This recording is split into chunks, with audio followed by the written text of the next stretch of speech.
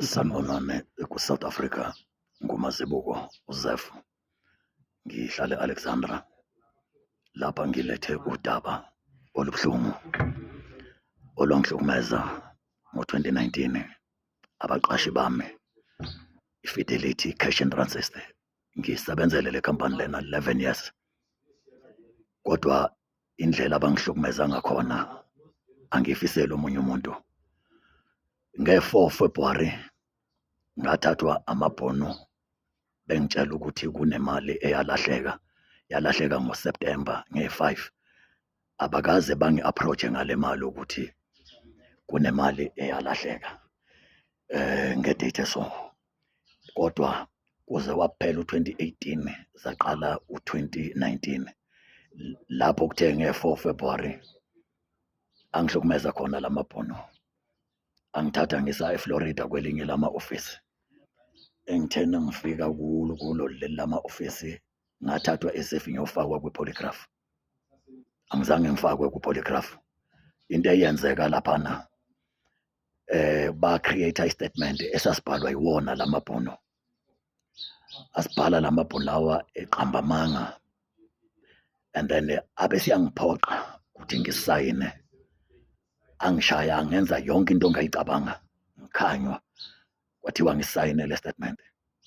Ngasayina, ngibona umphefumulo wami ukuthi uyaphuma, ngesimo sokuthi kulelo office kade kungekho umuntu engangikade ngamemeza wayekade ezongisiza.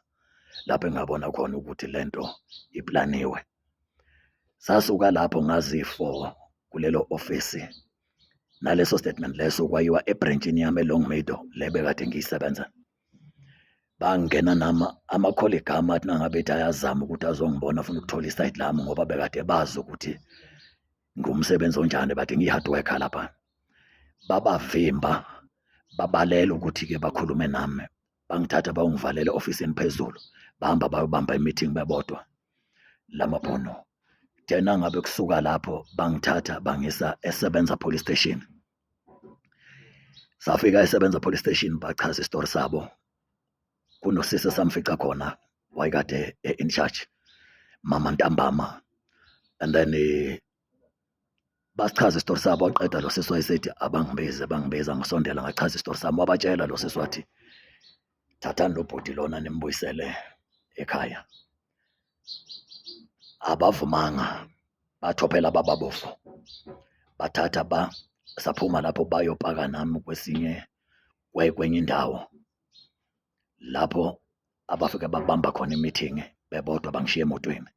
Lapho engathi uma ngabe ngithi ngicela ukuya etoilet, ngangithuka ngazo zonke iy'nhlamba engeke ngazisho la, kodwa zonke iy'nhlamba ongayicabanga. Ngathuka uma ngithi ngithathe ifoni yami ngithukwe, kuthiwa ngingathathe ifoni.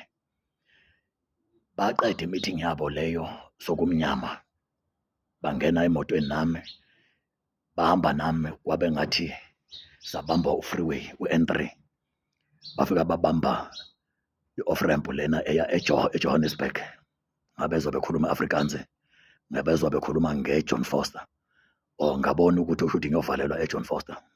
Bafika eJohn Foster, babe sebebhalisa i-statement laphana, bathi imali engayintshontsha u-11,700.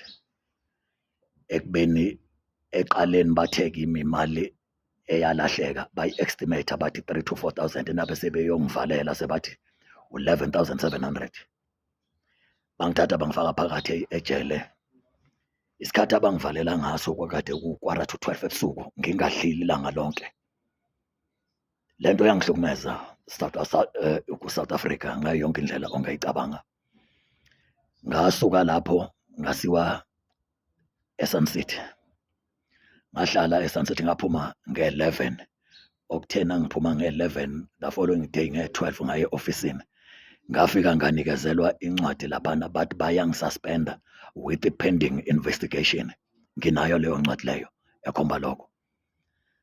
And then kuthe i-case loki on ecourt, bangibhukhela i-hearing. Nabe sebengibhukhelile i-hearing, bangixosha i-case ingakapheli ecourt ukuthi baprove phela lento ukuthi ngempela imali ngayintshontsha leyo mali leyo. Bangixosha ekhampanini, yenziwa i-appeal abayimukelanga. Yonke lento lena yenzeka ngibuhlungu emoyeni, kodwa okwagcina kwenzakalile ukuthi iraniwe i-case ngiloku ngiye ecourt, ngifike ecourt laba be-Fidelity bangezi ukuzoprova lento le, ihlehliswe kaningana up until yachithwa i-case ecourt.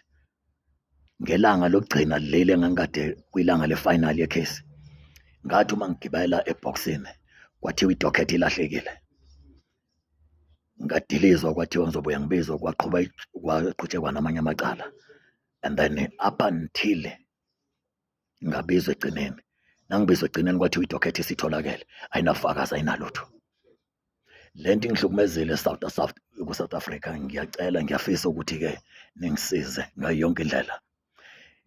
Ngizoza la ngesikhathi ngiya kwi-hearing e-ofisini, umuntu oyi-union official we-MTW okunzama, before ngena ku-hearing wathi ngeke ngiyiwine i-hearing le, and ngempela wathatha uchairperson wangena naye kwelinye lama-office, athi nangabe ephuma lapho ngempela angizange ngiyiwine i-hearing leyo.